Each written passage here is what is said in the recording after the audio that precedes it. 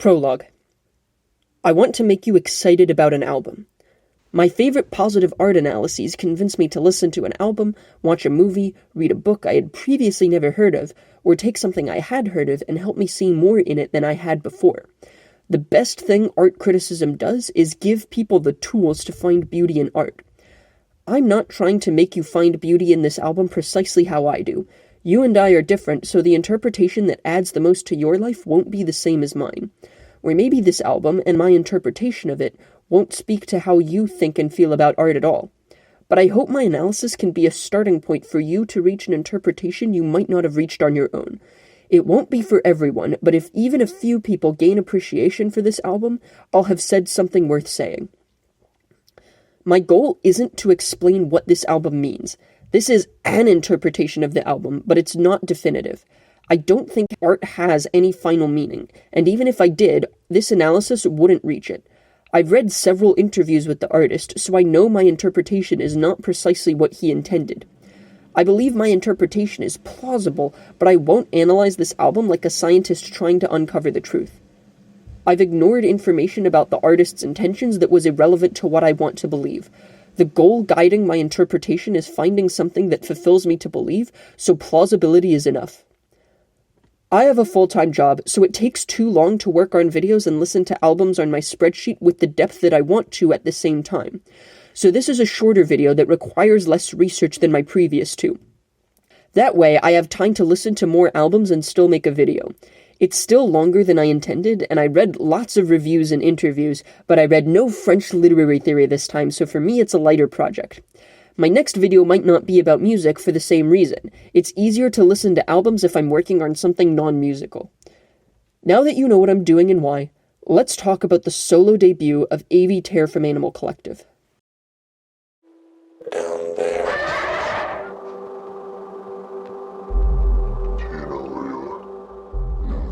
Part 1, tracks 1 through 7. You might have heard this question before. Is my green the same as your green? Does your perception of green look the same as mine? We can agree that an object is green, but we can't get into each other's minds and know what we're each seeing. We can use words to describe our experiences, but that's only symbolic. We can't directly convey our experiences to another person. Green is a label we apply to our perception, but it doesn't capture the perception. As infants, we experienced green before we knew a word for it, and in daily life, we rarely stop to label things by color, we just experience them. Labels can shape our experiences. I consider green and blue different colors, whereas a native speaker of Vietnamese, where these concepts share a word, might not. But even when labels affect our experiences, they never are our experiences. This applies to everything we perceive. It applies to textures. Is my rough the same as your rough? It applies to sounds. Is my loud the same as yours? And it applies to mental states. Is my feeling of hunger the same as yours? Is my drunk the same as yours? Is my sad the same as yours? Art must face this question because evoking mental states is one of the central things art does. It does other things, and some art arguably doesn't evoke mental states at all, but most art does, at least to some extent. Even a nature painting can evoke mental states. Maybe you imagine how being in the swamp feels. Maybe the colors evoke emotions. Aesthetics, in the contemporary sense, are deeply entwined with mental states. Often, the only way to identify that two works of art share an aesthetic is that they have the same vibe or evoke the same feeling. And in contemporary Western popular music, like Down There, evoking mental states, emotions or vibes in particular, is usually central. But the issue is, the artist doesn't know what the viewer's mental states are like, and vice versa. Art tackles an impossible problem, one it can't solve, only approach. If an artist aims to invoke a particular mental state, how can they succeed when they can't directly convey that state? How do you overcome the limit of perspective to make a mental connection from the artist to the observer? This is especially important for Down There. Some art doesn't primarily aim to evoke mental states. Some artists will balk at my claim that this is what art does. Even in music, the main goal might be to tell a story, persuade you of something, describe a person or place. But Down There doesn't do these things. Few songs have concrete place settings. Most of its images are metaphorical. Identifying specific events that happen to Avey or the people he sings about is hard. Usually, he doesn't sing about anyone besides himself. The lyrics are abstract, surreal. I must have wrapped you up and left you hanging upside down, but I was too busy getting lost in the big sound, the big sound. Slowly through the earth, rain off like a light, bouncing off a muddy shore. Singing, look, my colors bright. He sings about a mental state in a pure way, rarely referring to anything outside that state. But saying a mental state feels wrong to me. Across songs, Avey's mood varies significantly. Ghost of Books is wistful, almost jaunty. Cemeteries is slow, brooding. Head's Hammock is contemplative, bittersweet. This variety of moods can't fit into one mental state. However, there are sonic similarities throughout the album. It sounds coherent. Reverb is used heavily. Most songs have overlapping vocal lines. Most of the instrumentation is oscillators, synthesizers, and drum machines. The songs are slow and spacey. The result is, regardless of each song's mood, they always sound murky, heavy, calm, like the stillness of the ocean floor, distant from loud noises and fast movements. Because there's a variety of moods but a consistent aesthetic, I read this as an exploration of a mental place where the songs are like moving between rooms within one house. This isn't about a single mental state, it's about the feeling of being down there. Since this album aims to explore that mental place, Avey has to answer my earlier question. How does he communicate about mental states when he can't directly convey them? One way artists do this is to remove as many sonic barriers as possible between the musician and the listener. Many folk and indie singers, from Bob Dylan to Adrian Lenker, do this. They play acoustic instruments, aimed to make the recording sound unaltered.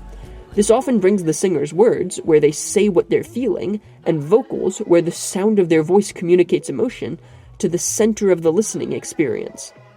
This tries to bring us closer to the singer's mental state by making it feel like we're in the room with them as they express their feelings. It's an aesthetic of pure communication with nothing between our ears and their message. I'm not against this. I like Dylan and Lenker. But like any solution to this problem, it's imperfect. The barrier between the singer and the audience isn't the recording sounding different from the performance in the studio. Even in a live performance, the barrier is still that the singer can't directly convey their emotions. Making music that sounds real can create the illusion that this barrier is lifted, but it's an illusion. Down There takes the opposite approach, embracing the distance between the listener and the artist. The most prominent sonic quality of this album is distortion and reverb, especially around the vocals. Moreover, the vocals often aren't at the front of the mix, the rest of the music being just as loud as they are. Combined, this makes the lyrics difficult to understand without reading along with them.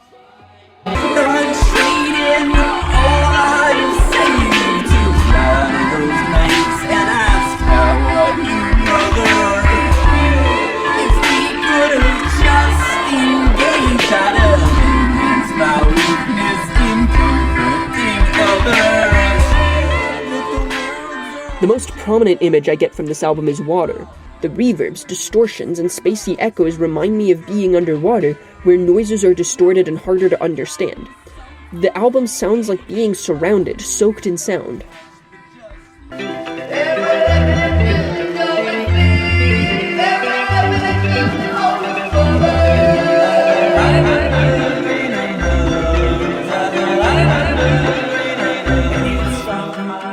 This album doesn't create the illusion that you're feeling what Avey feels, it confronts you with the impenetrability of his thoughts by making the lyrics hard to understand and evoking images of low light and distorted sounds.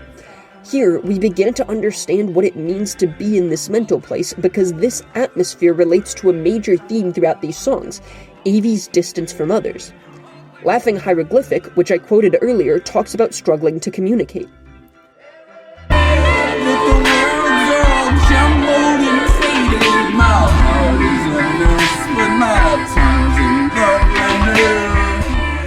He wants to communicate, but he's not sure how. Ghost of Books is about a romance with a ghost. When he tries to tell others about this, what's happening in this mental place, he can't.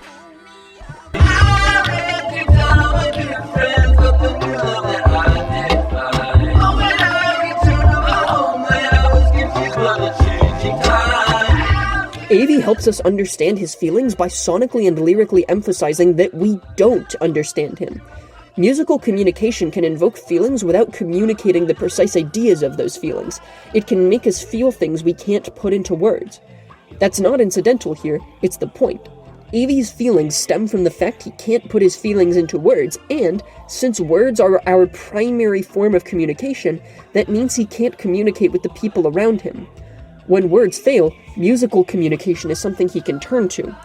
The fact that so much of the communication is musical, and the fact that so many of the lyrics are ambiguous or hard to hear, are part of the message.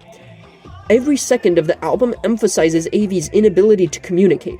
Ironically, this makes for rich communication. Avey doesn't say he's isolated, he surrounds us with it, letting us feel his emotions. However, not all the lyrics are obscure, the tangibility varies. Some are so ambiguous they communicate little beyond their mood, leaving the sense that they're trying but not quite succeeding to communicate. Laughing Hieroglyphic, which I've already quoted a couple times, has a general sense of regret for letting someone down, which comes through most clearly here.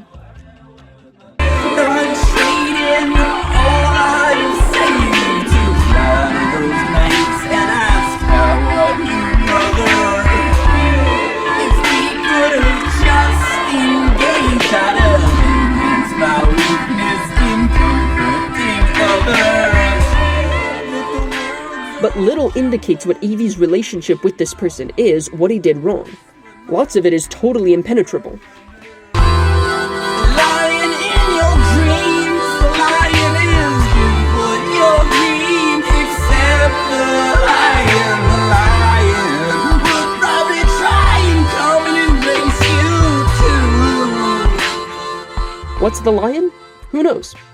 Passages like this make the song's meaning fuzzy. Cemeteries is also obscure. There are images of a cemetery, but beyond that, it's hard to say what the topic is.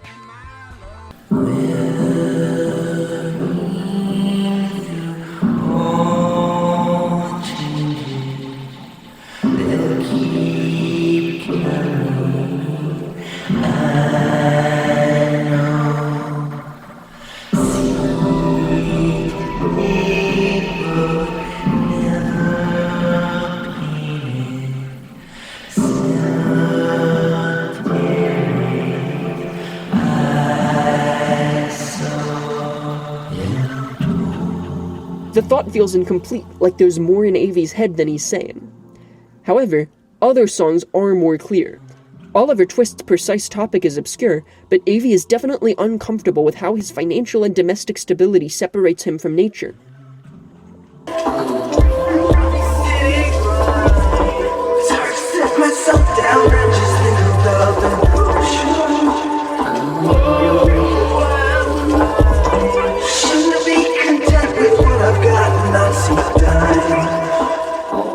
Ghost of Books, as mentioned before, is about falling in love with a ghost.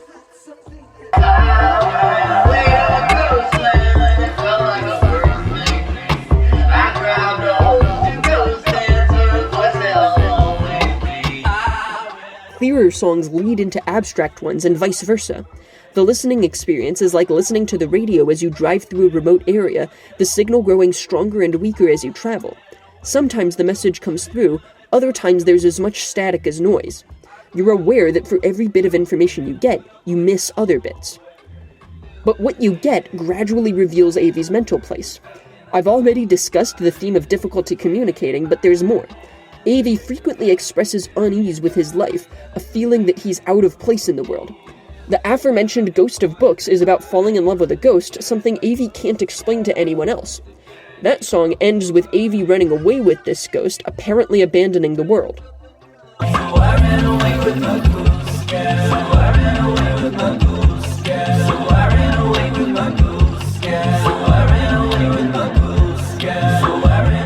Oliver Twist, as mentioned, is about discomfort with materialism, with Avey's place in the world as someone with material wealth. This song, like Ghost of Books, expresses a desire to escape society, here with nature as a contrast to society's materialism.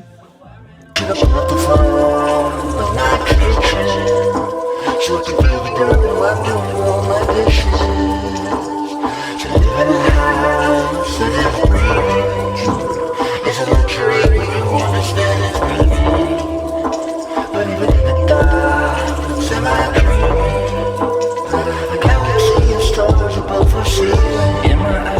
Cemeteries is also about unease, with images of coldness and death.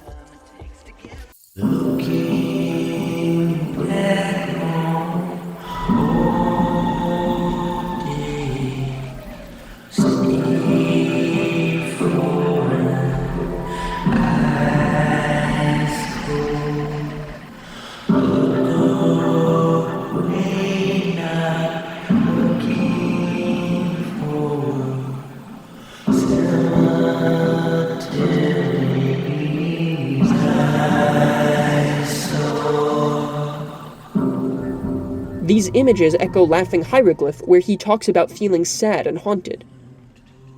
And homie, I've been sad for days. The light has changed. It skips every hour's devour. And the same things haunt me and what's haunting you. But this isn't an entirely negative album. Ghost of Books has every theme I've discussed so far, but it's an upbeat song about finding happiness in fantasy. Three Umbrellas is similarly positive. Avey talks about his difficulty communicating and about feeling out of place, but it's about having supportive friends who help him through these things. He's said in interviews that the Three Umbrellas are his Three Animal Collective bandmates. And if you wanna talk, let's say life's been about us finding good things that's always pleasing to share with some people, but they'll never know, just how I feel about you. Three umbrellas. The image he uses is umbrellas, which keep water away. This isn't a break from the rest of the album, it's about how he deals with the water, symbolizing isolation, in the rest of the album. Every theme I've discussed culminates on the 7th track, Head's Hammock.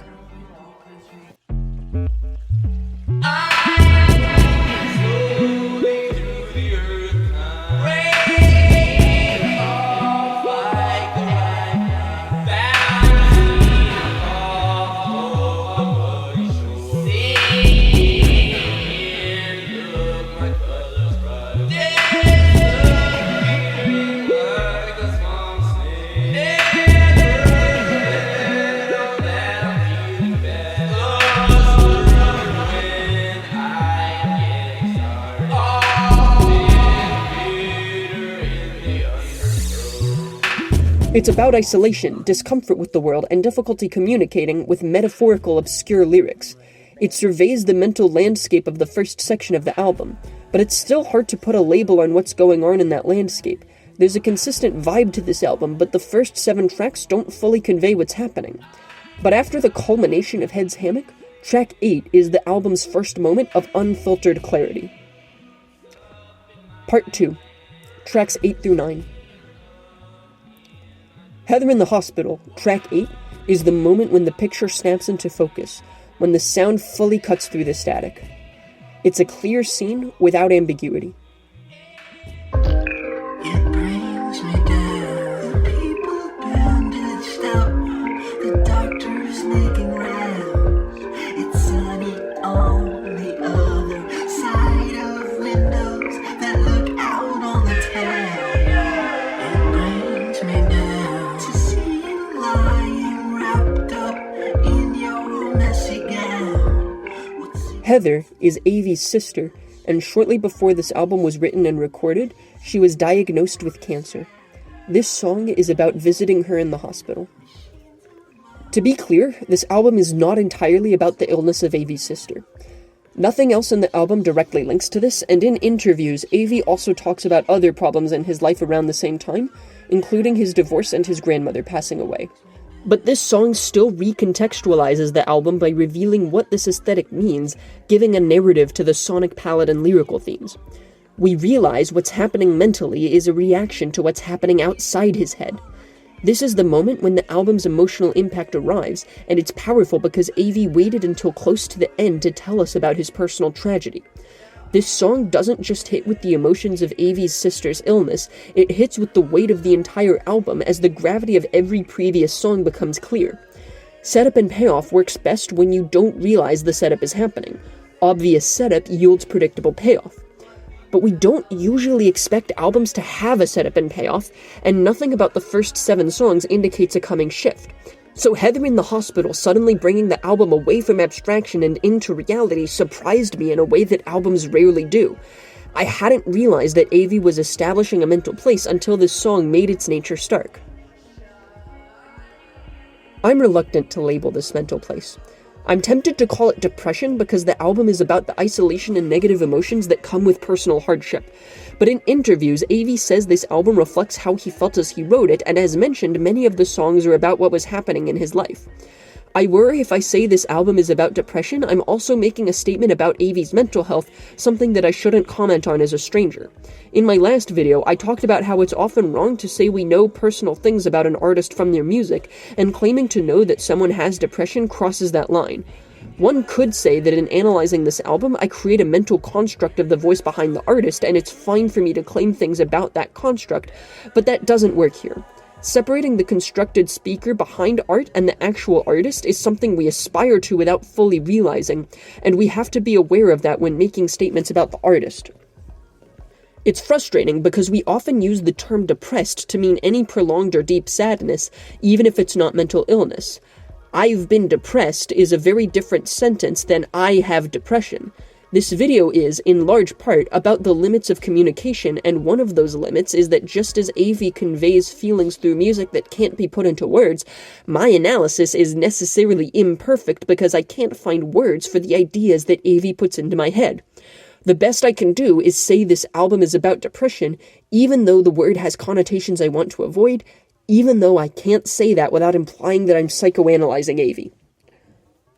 With these caveats, we can gain meaning by understanding this album as being about depression.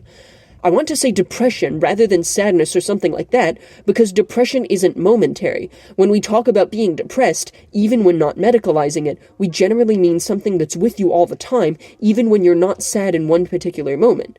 Feeling isolated and unable to communicate, feeling out of place in the world, these are background elements to the album, even when not at the forefront. This explains how the album can have a consistent atmosphere when the songs are different from each other in topic and mood. It explains why the album has lots of songs about negative topics, but also has songs like Three Umbrellas, which is about feeling supported. Just because you're generally depressed doesn't mean you never experience happiness or connection with others. After Heather in the Hospital brings this into focus, there's one last track on the album, Lucky One. This song moves away from concrete images back into abstraction. There's no definitive location or events, only metaphorical images. But even without knowing the exact topic, one thing is clear. This song is about another person. A few previous songs used second person, most notably Three Umbrellas, which is explicitly about Avey's bandmates. But these songs seemed to be primarily about how other people made Avey feel. Lucky One is the first song that focuses on another person's feelings.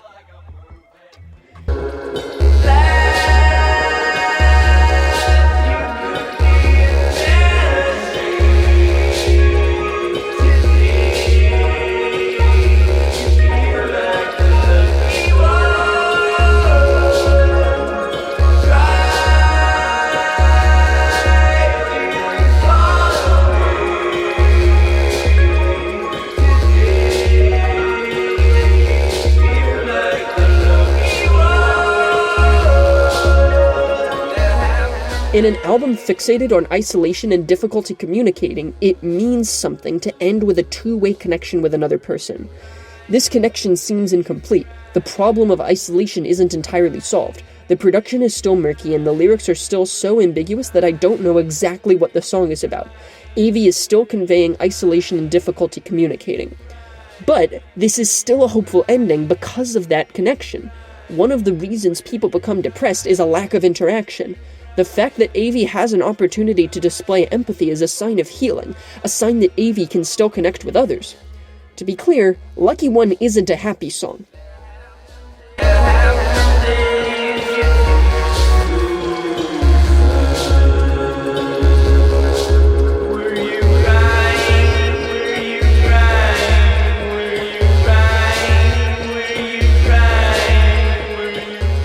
It's not about moving on from sadness, but it suggests that there's somewhere besides down there that Avey can be.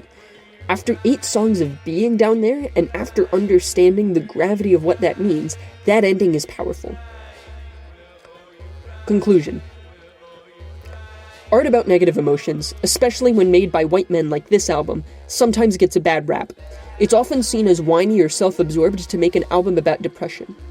This often has merit to it.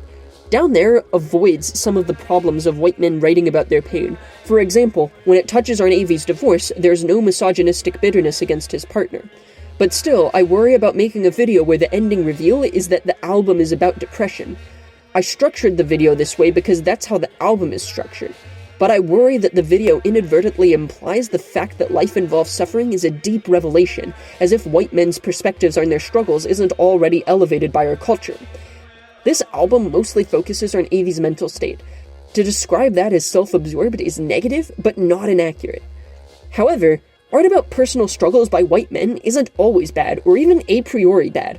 White male perspectives themselves aren't the problem, it's the way they often center themselves and the way society centers them. It would be bad if every album was like this one, and if every album I analyzed positively was like this one. But I hope I've shown why this is a worthwhile entry into the canon of art about suffering. This analysis was challenging to write because I had to struggle to describe mental states in a way most art wouldn't force me to. So much art about suffering, or any emotions, feels to me like it's not really about mental states, it's about the words we use to describe mental states. An artist labels the feeling they want to evoke as sadness, excitement, infatuation, and then they do tricks they've learned to evoke those labels. This art is easy to describe. Cage the Elephant wants to write about a girl who's sad, so they wrote Cigarette Daydream. Nothing else to say. Because songs like this have emotions that are so easy to label, the main thing I think about when I hear it is other art that aims for the same emotions. It becomes a shorthand for other shorthands, losing its connection to actual emotions. It has the same relationship with my emotions that a teddy bear has with a real bear. Most of the time, I forget the teddy bear was ever meant to resemble anything. Down There is difficult to talk about because it directly evokes emotions in ways that can't be reduced to cliched shorthands. Avey has found a novel way to express his feelings through production decisions, the use of ambiguity, the album's arc. I'm struggling to articulate how this album makes me feel, not because I'm uncertain how it makes me feel, but because the feelings it gives me can't be easily summarized by referencing cliches. He communicates clearly, and my best attempt to analyze it only tells what he shows. This album won't have this effect on everyone. The risk of conveying emotions without relying on conventions is that, while everyone knows what sad art sounds like, not everyone's internal life will be similar to the artist's, and a lot of people won't get the emotions of this album as a result. Maybe this will speak to you, maybe it won't, just as you'll vibe with art that I don't get. But you should still listen to this album because it offers something in its novelty most art doesn't. You may not like this album, but it might speak to you in ways you haven't been spoken to before, something most art has no chance of doing.